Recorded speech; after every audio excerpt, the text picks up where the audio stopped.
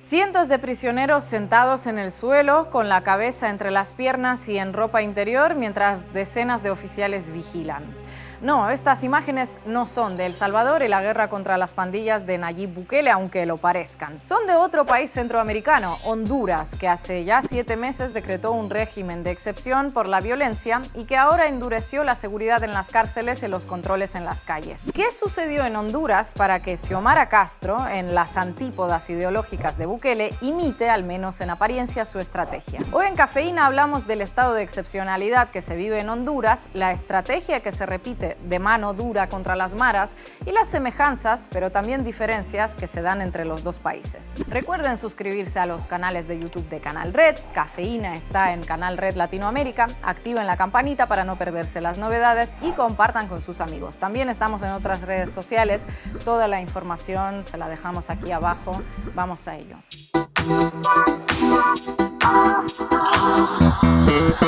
Honduras y El Salvador no solo comparten frontera en la olvidada Centroamérica, también son dos países marcados por una violencia sin límites que procede de un grupo muy identificable, las maras. Estas pandillas callejeras se caracterizan por controlar los territorios donde viven, imponer su propia ley al margen del Estado y llevar a cabo todo tipo de delitos, entre ellos las extorsiones, que hacen que la gente ni pueda salir a la calle a pasear. En ese contexto, hace ya más de un año que Bukele declaró la guerra a las maras e impuso un estado de excepción que ha permitido la detención de más de 70.000 personas. El gobierno salvadoreño incluso tuvo que construir una nueva cárcel, la más grande de América Latina, para meter ahí a todos los presos. Como se puede imaginar, de fondo hay denuncias sobre detenciones arbitrarias, sentencias sin un juicio justo, torturas, malos tratos y un sinfín de violaciones a los derechos humanos. De todo ello hablamos en un vídeo anterior, por si quieren verlo. El tema aquí es que todo eso llevó a una reducción de los homicidios sin precedentes en El Salvador y a una desarticulación de las maras. Y con esos datos era cuestión de tiempo que otros países intentasen replicar la estrategia de mano dura de Bukele, sobre todo aquellos que tienen la misma problemática con las maras. Y eso es lo que sucedió en Honduras, en parte por la propia presión de la ciudadanía que reclamaba más seguridad. Policía Nacional debe de recuperar en el menor tiempo posible los espacios públicos asaltados y controlados por el crimen organizado y sus pandillas. Para fortalecer esta estrategia de recuperación inmediata de los territorios sin ley, en los barrios, en las colonias, en las aldeas, en los municipios y en los departamentos, declaro emergencia nacional en materia de seguridad e instruyo a la Policía Nacional que por medio de sus evaluaciones comunitarias proceda a proponer los estados de excepción y suspensión de garantías constitucionales parciales en las diferentes áreas o sectores donde se amerite. Y así llegaba el régimen de excepción para las zonas más golpeadas por las pandillas, aquellas donde esas bandas tienen el control de los territorios y hacen extorsiones. Actualmente afecta a más de la mitad del territorio hondureño, incluyendo Tegucigalpa y San Pedro Sula, las ciudades más pobladas del país. Esta medida suspende varias garantías constitucionales como la libertad de circulación, el derecho de asociación, el de reunión o la inviolabilidad del domicilio. También permite a las Fuerzas Armadas y de Seguridad llevar a cabo detenciones y registros sin una orden judicial. Vamos, lo que ya vimos con Bukele en El Salvador.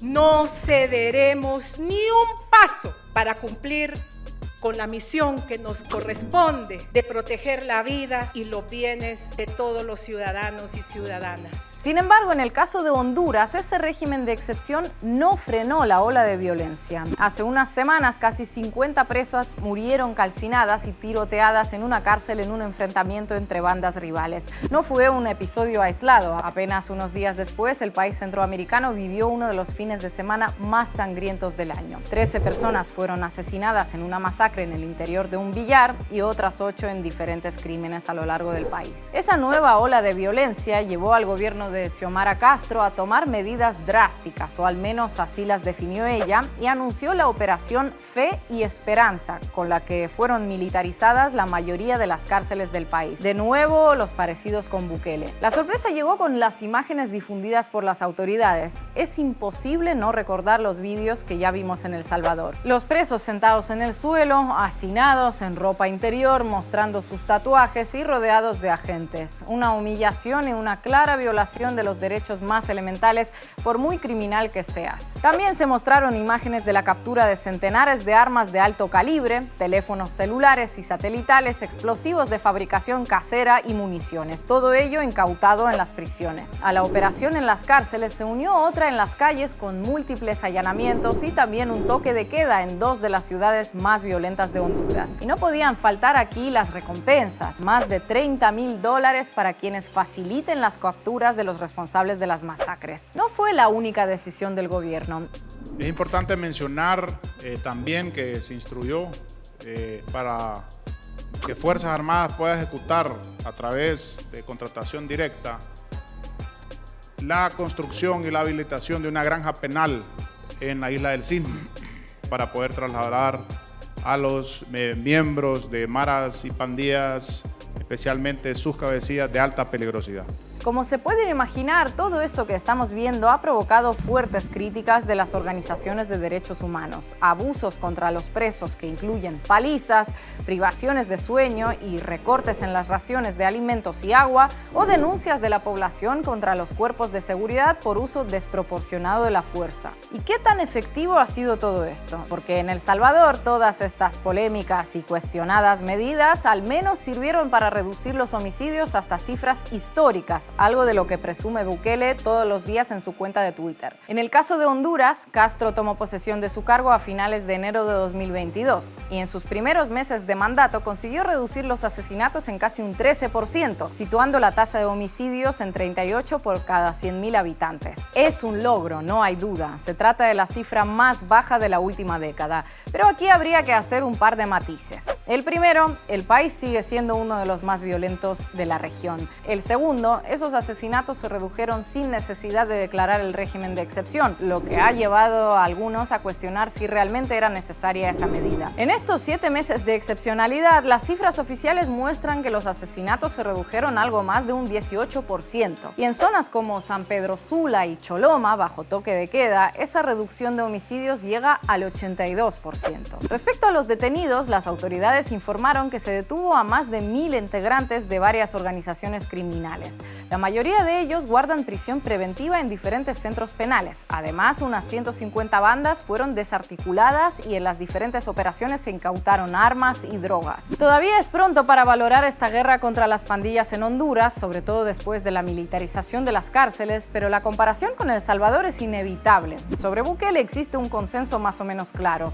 Su éxito para desarticular las maras se debe a que controla todos los poderes del Estado en apenas 4 años de mandato. Hay una deriva autoritaria innegable y que además es aplaudida de forma generalizada por la población. Eso es lo que principalmente ha permitido reducir los homicidios hasta cifras impensables hace unos años. Si, por ejemplo, Bukele pide reformas legales para poder implantar un régimen como este, la Asamblea se las aprueba esa noche y convoca plenaria extraordinaria. Si esas reformas violan la Constitución, la Sala de lo Constitucional emite un decreto al día siguiente haciendo una relectura de la Constitución para aprobar esa reforma legal. Si Bukele le pide a la policía y al ejército que cumplan con órdenes ilegítimas, las cumplen. E impuso a su fiscal general. Si le pide al fiscal general encarcelar a esta gente, aunque no tengas expediente fiscal, los encarcela. Pero además sustituyó al 39% de los jueces. Y a eso los ha nombrado los jueces del régimen. Si les dice condenar sin pruebas en audiencias de 500 personas que duran 1 hora, el juez no tiene chance ni de verle las caras y los manda a todos a prisión por 2 años. En el caso de Xiomara Castro, todo esto, al menos de momento, no está sucediendo. El problema es que muchos líderes latinoamericanos comienzan a ver en la estrategia de mano dura de Bukele una solución a la violencia en sus países. Que en el discurso de inauguración de los Juegos Centroamericanos y del Caribe, que fue hace un par de semanas, el presidente comienza a hablar en clave regional de los logros que se han visto en El Salvador. El presidente comienza ya a mostrar esta aspiración de hablar en clave regional, de exportar este, digamos, modelo Bukele o el bukelismo, como se le llama, a países de la región. De hecho, se encienden alertas, por ejemplo, de la influencia que pudo tener el gobierno salvadoreño en ciertas campañas en las elecciones de Guatemala, por ejemplo, o los pactos que puedan haber a nivel político con gente en Honduras. Durante la pandemia, por ejemplo, el presidente envió camiones con vacunas hasta Honduras y la gente se lo agradeció. El presidente desde hace rato también viene hablando en clave regional, mostrándose como un líder que puede unir Centroamérica. Eso fue lo que dijo en la inauguración de los Juegos Centroamericanos. Pero el denominado efecto Bukele recorre América Latina. En la vecina Guatemala, donde siguen pendientes de la segunda vuelta presidencial, la candidata Sandra Torres aplaude públicamente el modelo del presidente salvadoreño y asegura que de llegar al poder seguirá sus pasos. Aunque les duela a quien le duela, yo voy a adoptar el modelo Bukele. No me voy a hacer bolas. Realmente ha funcionado y la voy a implementar. Voy a limpiar el sistema penitenciario que está lleno de corrupción y todos lo sabemos. Porque el modelo de Bukele vende. Es lógico, es tu seguridad, es salir a la calle. ¿Quién no quiere eso? El problema es que volvemos a olvidarnos de las raíces de esa violencia, que son la pobreza, la desigualdad, la falta de educación o sanidad, factores todos ellos que condenan a cientos de jóvenes a la exclusión. Jóvenes que solo verán en la delincuencia una forma de ganarse la vida. Luego, cuando uno revisa los indicadores económicos, desde el 2019 que el presidente Bukele llegó a la presidencia hasta el 2022, con esta encuesta de hogares de propósitos múltiples se llama, que tú acabas de citar, que es una encuesta hecha por el propio gobierno, uno se encuentra que la pobreza no solo no disminuyó, sino que se duplicó. Y esto implica que 55,000 familias más en El Salvador, que no eran pobres en 2019, pasaron a engrosar las líneas de pobreza en El Salvador. Puedes meterlos en la cárcel a todos, pero probablemente mañana tendrás el mismo problema porque las causas siguen ahí. Te volverán a reorganizar. Sin solucionar todos estos problemas estructurales, es imposible que esa seguridad se mantenga con los años. Es construir un país violento sobre más violencia. Mire, en realidad la inseguridad siempre ha estado.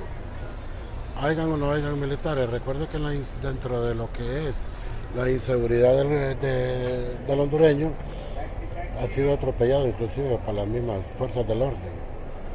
¿Cuántos antecedentes no se han visto? ¿Cuántas postas no fueron desarticuladas? Porque eran parte del crimen organizado.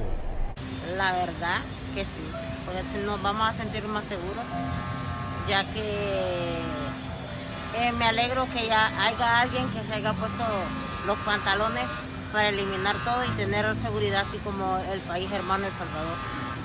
En El Salvador se ha acabado eso, gracias a Dios, entonces sí estoy de acuerdo.